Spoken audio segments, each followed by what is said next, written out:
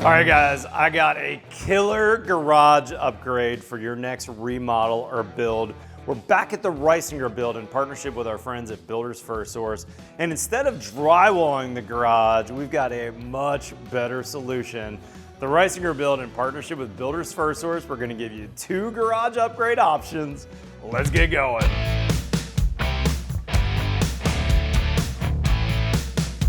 A Build Original Series in partnership with Builders FirstSource. The Reisinger Build.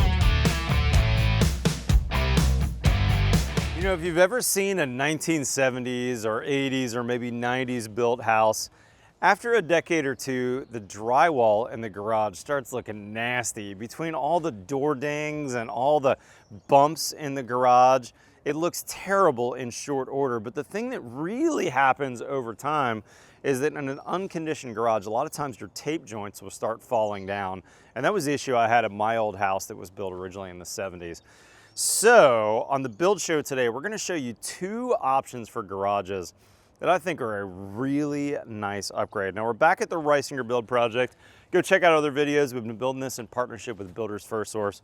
But this is what I wanna show you here. We did a no drywall garage, and I suspect you guys have seen this before, but I want to give you some details on this video that I think could be helpful if you plan on doing this for yourself. And we're actually going to be, at the end of this video, I'm going to show you a more expensive version of this. This is a bit of a budget version, but of course, this is definitely an upgrade. Drywall is an inexpensive product, and a lot of garages in America just fire tape them to meet code, and that's it. We definitely did a nice upgrade here. I don't know exactly when you're watching this video and where plywood runs, but 3/4 plywood that's pre-finished like this is a UV finished birch. In today's market, for me, ran about $90 a sheet.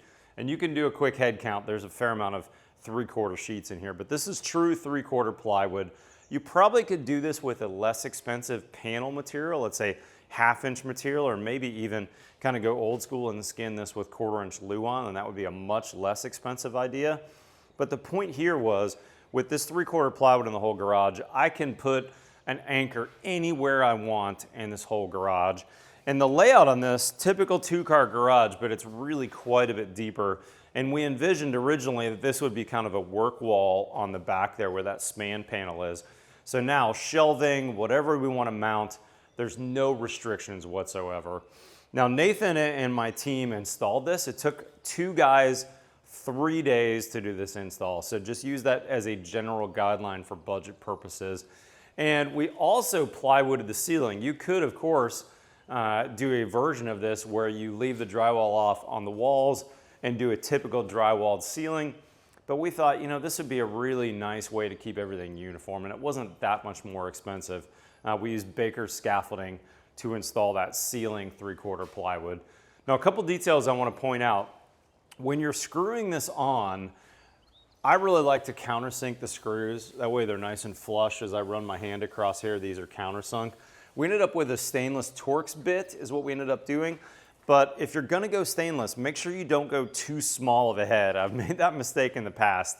One of the big benefits of having this is if I ever need access to, let's say, this stud bay here for my plumbing or for my wiring, it's gonna be super easy. Just unscrew these and I can pop this whole panel off, or frankly, I could cut a new joint if I wanted to and just take part of this off.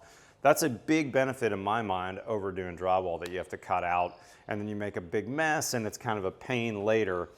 So these are number 10 heads, Torx drive, and you can see we don't need a ton of them, right? We just need enough to kind of hold the panel in place. And in fact, this particular panel, we only nailed it on the on the 48 side. There's a stud in there that we actually didn't attach to. We didn't need to, so we didn't bother. You absolutely can. It's just gonna be extra labor. I also suspect that there's gonna be some shelving on this wall as well. So anything you mount on the wall is only gonna increase that strength, but it's not like that 3/4 plywood's gonna fall off. A couple things I wanna make mention of that I'm gonna show you on this house and then show you on the other house. We did this house in a kind of budget conscious, high performance, well-built house method. If I had the budget, and I'll show you in the other house, I would have done something different for the base, so keep that in mind. I also would have probably done something slightly different for the hose bib. I'll show you that on the other house. But I really like mounting in a garage a hose bib that's up high and that's set back at least 2 or 3 feet from the edge of the garage. So now I can mount a hose reel underneath here. And when I want to wash my car, I'm just going to pull that hose reel out, and that's mounted at a nice comfortable height where I can turn that on and off. Now another thing that we're going to change, or not change, we're going to do as the garage door comes on is we're probably going to do some type of small trim at this gap between the garage jamb material and the plywood. But notice at this stage of construction, we don't have the garage doors on. We could have really done this sooner and put the garage doors on, but you would not want to mount your garage doors first and then come back and try and put this on. It'd be a huge pain. It wouldn't look very good. The key is all this plywood's in place, and then the garage door guy is going to come and mount his tracks and his openers and everything after that's in place.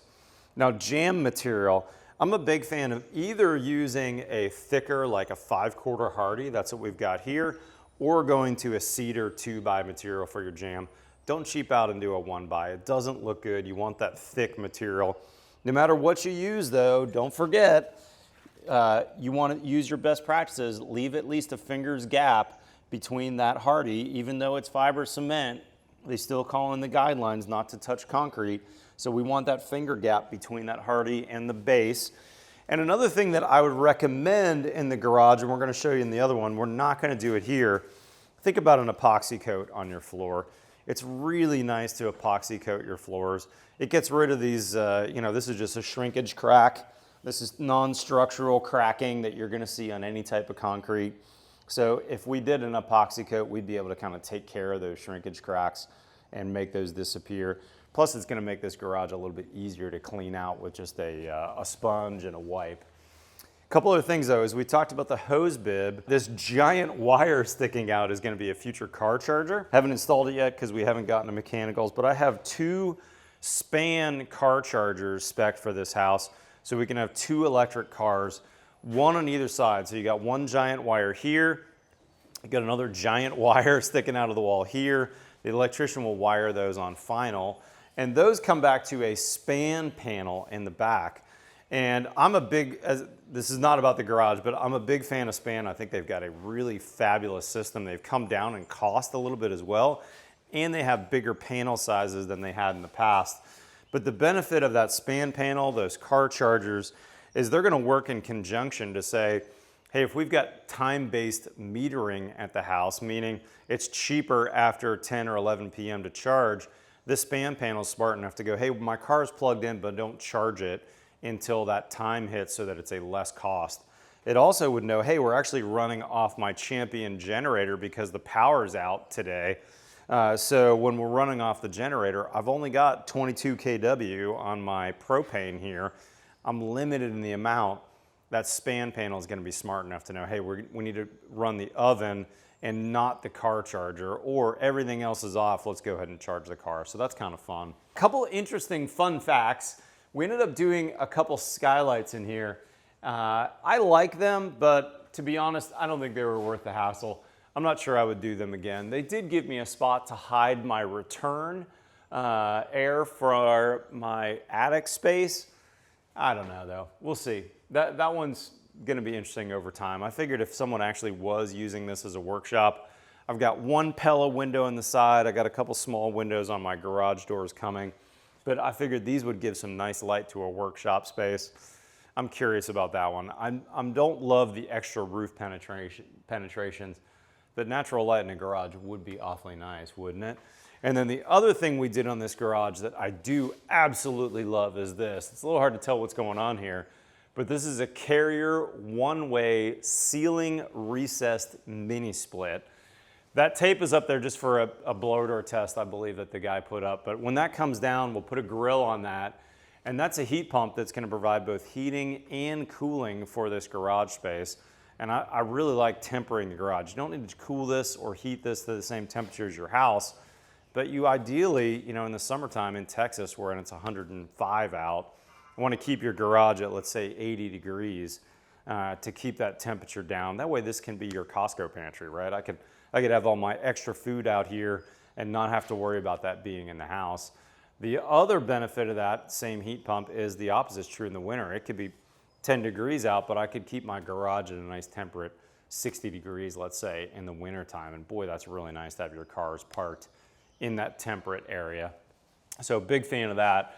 The random additional grill that's going to be there is actually tied to a fan in the attic that's simply a bath fan that will be connected to a temperature gauge. So what we've got up here is a conditioned attic. Those are my Facro pull down stairs that we were big fans of. By the way, the skylights were Facro brand as well. But when I go up in this attic, we'll just give you a quick tour from the ground. We actually won't go up there, but if I look at that very top fan right there, that's at the peak of the attic. And this is a conditioned attic space. You see I've got spray foam at my ridgeline, that's closed cell foam. So that attic is within the air conditioned envelope. So now when the attic gets hot, that hot air rises and that fan is gonna have a temperature that says, hey, when I hit this degree, turn that fan on. And it's simply gonna blow 60 or, I think it's a 70 CFM Fantech fan. It's gonna blow that 70 CFM of hot air right here, which is next to the return side on the heat pump, air conditioner heater.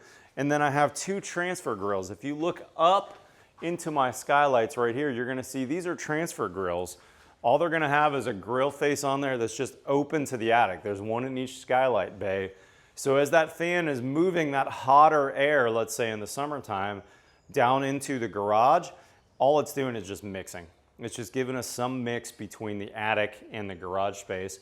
So now that huge attic space, which is filled with construction stuff now until I get to my mechanical finals, will be a fabulous space that we can store our Christmas decorations, our holiday stuff, whatever, up in that space. And lastly, we've got a drop water softener system coming in. And this pipe here is the drain for the Carrier heat pump, which is above us, so that will drain into here, which also the drop water softener system will be here. And again, this is all fully plywooded so that I can mount whatever I need to wherever. Oh, last one I want to mention, check out that trim piece. That's just a pine cove molding we put in between the walls and the ceiling. No baseboard in here, nothing else other than 3/4 plywood in the whole spot, except for these two shafts that we ended up doing drywall in there. We could have done plywood, it would have been pretty hard to put it in. So again, I don't know if the skylights are gonna end up being enough of a benefit, but I absolutely love the 3/4 plywood. Let's cut here and I'm gonna show you another garage that's near and dear to my heart that uses this same method but kind of steps it up a notch in terms of cost and with some details. So I'll see you at the next one. Okay, y'all, you might recognize this. We're actually at my house. We call this the real rebuild if you want to go back and watch these videos, but I built this house basically new about 4 years ago now. It'll be 4 years this fall. And this garage is the more expensive version of the last one you did, where frankly, I didn't pay any attention to price or cost. I just did exactly what I wanted. So let me show you the differences and a couple of details that you might consider if you want to do that same garage, but do it even to a nicer scale. First off, you're going to notice plywood walls, the exact same plywood. This is that 3/4 pre-finished birch. I did upgrade my ceiling though. This is from Delta Millworks, local Austin millwork factory. And I am blanking on this hemlock stain, but this is kind of a whitish stain on hemlock. I love it. I wanted this garage to be really a finished room, but that was a more expensive wood and a more expensive labor. It looks fabulous though. Also gives me a spot to mount some of our trophy deer over the years on our hunting. Now, a couple other details I want to mention. Let me roll my Griot's cart out of the way. I did a base around the garage. I was worried that if I was going to power wash out this garage, see this dirt that's kind of accumulated here? I'm probably going to power wash that. I didn't want water hitting the bottom side of the plywood. So what you're seeing there is that's an AZIC 5/4 material. It actually might be a 6/4 material because it's a true 1 inch thick. If you were to put your finger down here, there's about a 1/4 inch gap or so. So in other words, it's thicker than the plywood. It's really hard to mate things perfectly. You'll notice small changes. So generally when you have two dissimilar materials coming together, you want something thicker. And then kind of a couple of the details I did on future proofing. 50 amp plug, which is not being used now. It could be used for a welder, but my idea was if I did get a car charger someday, I don't own an electric. If I do that someday, I want to be future proofed. And then this plug is actually a 30 amp 110, which I use for my Lance camper when I plug in here. In the meantime, I've got it converted to just a regular 110 plug here, and I actually plug my power washer in there. I bought this from Matt, the Obsessed Garage Guys. This thing's fabulous for washing the car, but it'll trip if you've only got a 15 or maybe a 20 amp. So this is a 110 circuit, but a 30 amp plug, which is really nice. And then I've got my Griot's hose reel here.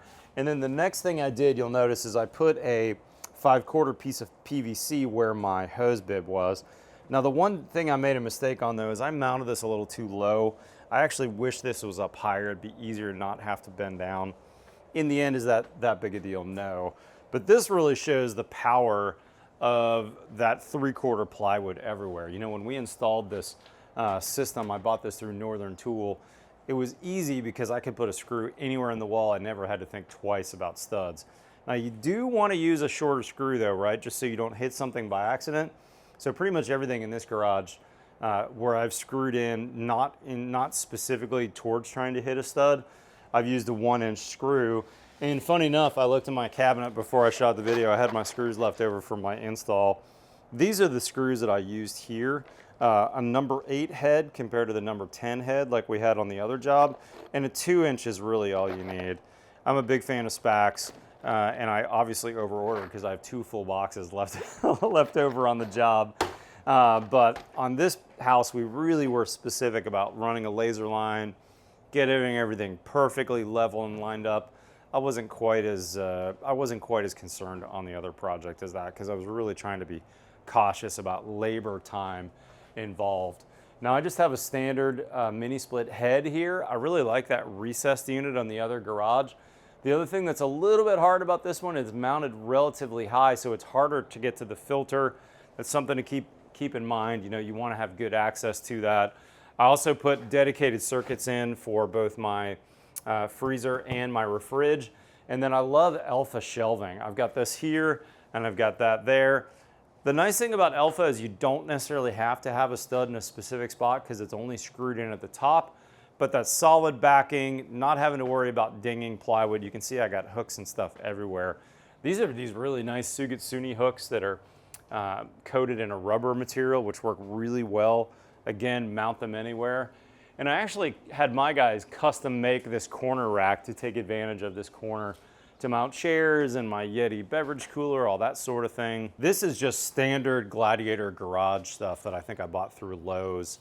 Not super expensive, but makes a really easy spot to be able to kind of store all of your, you know, here's all my random grease and liquids and, you know, pest control and trash and all that kind of stuff. So in the end, guys, I think having a nice garage, as a man, I love my garage. I love spending time out here. Now, I do only have 1 car storage though. My wife parks in the garage. She's at work now, so I've got really just 1 bay on a 2-bay garage. And also the nice thing about this smaller garage size, and frankly the other house, is it allows you to spend a little bit more money on this. If you had a 6-bay garage doing this plywood, it would definitely add up quick. But in the end, I think this garage is going to look fabulous 10, 20. If I sell this house in 20 years, I think this garage is going to look like the day I built it. And that's definitely a benefit. Guys, if you haven't watched the other videos, go back and check out the Reisinger Build series in partnership with Builders FirstSource. We built that house start to finish on camera. We're coming up on the paint phase, so that'll be our next episode we publish over there. But I appreciate your support. Hit that subscribe button below. We've got new videos every single Friday and sometimes on Tuesdays, but currently on Tuesdays we're doing the best of right now to show you all the awesome stuff that we've been publishing over on thebuildshow.com. You know, we have 14 contributors and we publish about 15 brand new videos a week over on thebuildshow.com that we launched in 2020. And now, believe it or not, gets even more watch time than this YouTube channel. That being said, guys, follow us on Facebook or Instagram. All the while, we'll see you next time on The Build Show.